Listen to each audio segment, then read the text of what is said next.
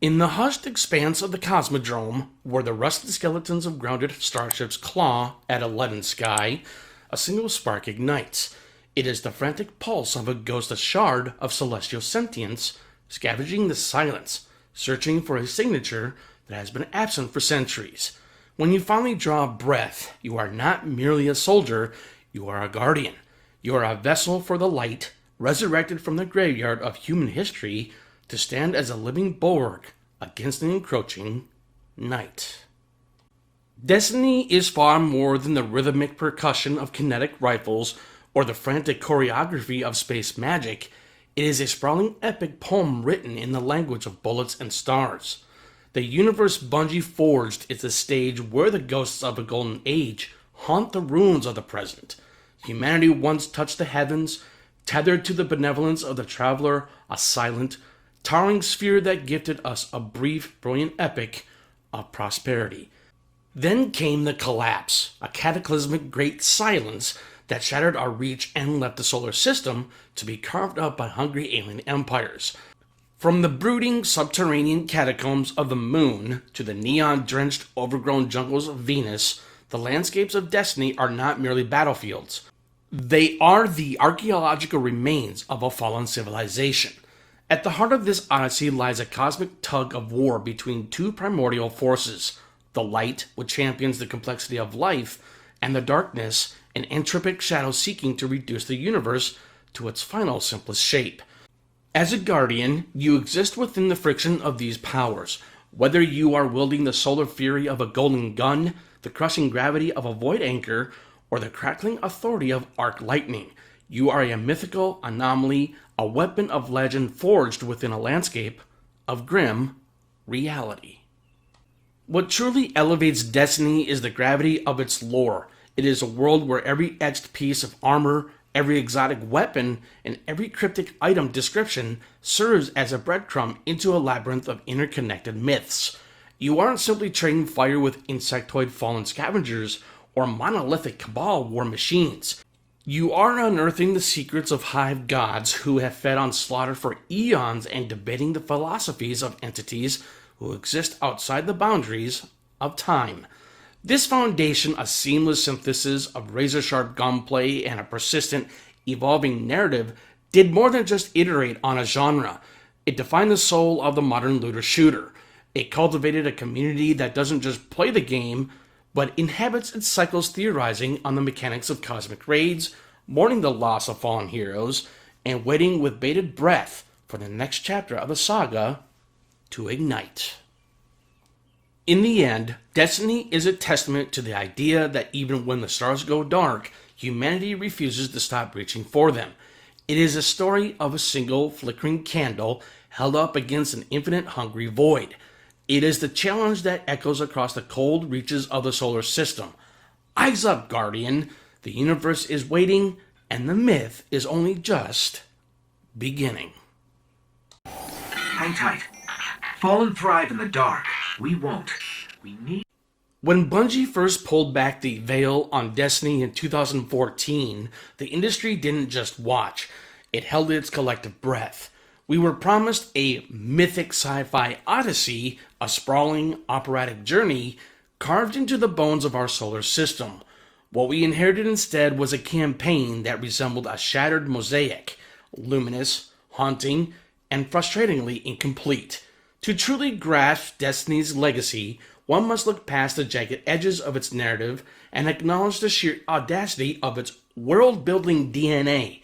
While the initial story functioned more as a skeleton than a living body, it introduced a philosophy of design that would eventually rewrite the DNA on the live service genre. Destiny's campaign was a masterclass in atmosphere over exposition. While players initially bucked against the lack of context, they couldn't deny the sheer weight of the setting. Bungie delivered a level of environmental storytelling that felt ancient and operatic.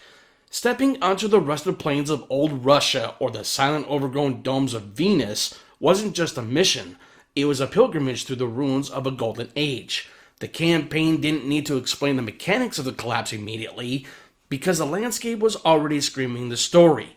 It offered a sense of scale that transformed the player from a simple soldier into an archaeologist in a graveyard of gods. What the campaign lacked in plot cohesion, it more than compensated for in the loop. Bungie took the kinetic, polished Soul of Halo's gunplay and married it into the addictive pulse of RPG progression. The campaign served as a grand tutorial for a combat engine that remains the industry's gold standard. Every encounter, from the claustrophobic hive warrens of the moon to the frantic sun-bleached battlefields of Mars, was a playground for space magic. By weaving distinct player classes, Warlock, Titan, Hunter, into the narrative flow, Bungie taught us that we weren't just warriors, we were conduits for cosmic power. Perhaps the most peculiar artifact Destiny brought to the table was the Grimoire card. Because the in-game story was so sparse, Bungie externalized the lore. At the time, this was ridiculed as a failure of narrative design. In hindsight, it was the spark for a community-wide obsession. The campaign provided the match, but the Grimoire provided the fuel. It turned the player base into a global research team. We weren't just finishing missions, we were debating the morality of the Vex, the origins of the Traveler, and the philosophy of the darkness across forums and subreddits. The campaign was the entry point, but the real game became the collective act of unraveling a mystery. Ultimately, the original Destiny campaign was a daring experiment in service narrative. It was never meant to be a closed book like The Last of Us or Mass Effect.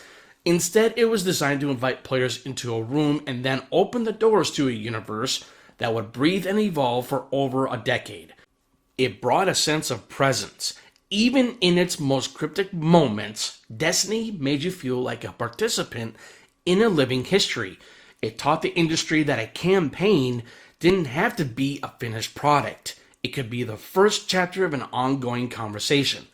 While the original journey is often remembered for its "I don't even have time to explain why I don't have time to explain" dialogue, it succeeded in the one thing that mattered and made us fall in love with the world.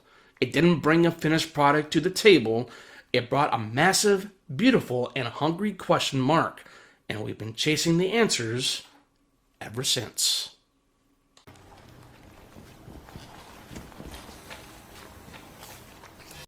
The divorce between Bungie and Activision in January 2019 was more than a mere legal severance. It was a frantic leap into the void that fundamentally rewrote the genetic code of the Destiny universe. For years, the 10-year plan had functioned as both a celestial North Star and a heavy iron shackle, a roadmap carved onto stone by corporate overlords who favored quarterly earnings reports over player sentiment. When the corner was finally cut, the industry watched with bated breath.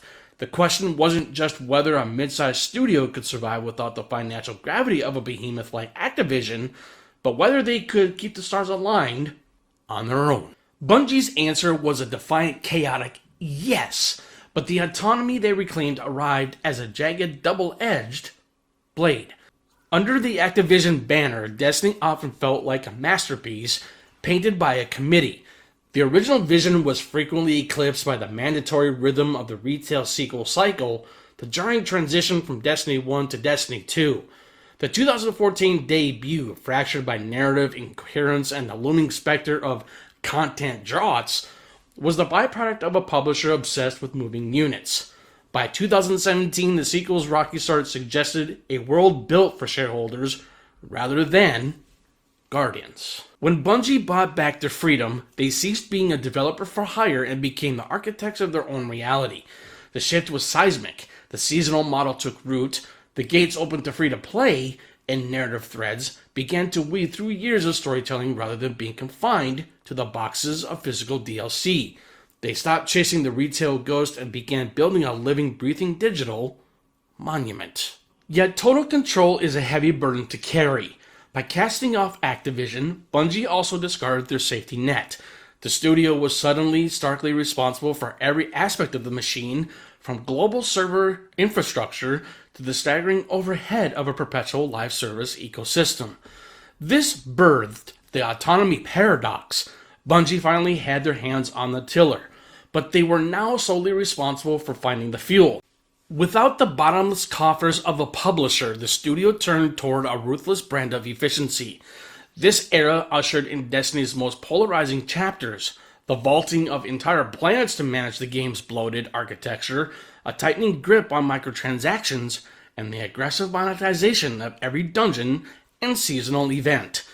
Bungie was free from the publisher's leash, but they were now tethered to the volatile stock market of player sentiment and the high-pressure expectations of new investors, eventually leading to the Sony acquisition. Did Bungie achieve the control they craved? Certainly, but it was a far more complex victory than the community had envisioned. During the Activision years, Bungie was a rebel force fighting its own commanders. In the era of independence, they became the masters of their own house and the authors of its flaws. While they proved they could deliver a cohesive, decade-spanning epic in the Light and Darkness saga, they also discovered that independence often necessitates the same soul-crushing pressures and financial acrobatics they originally sought to escape.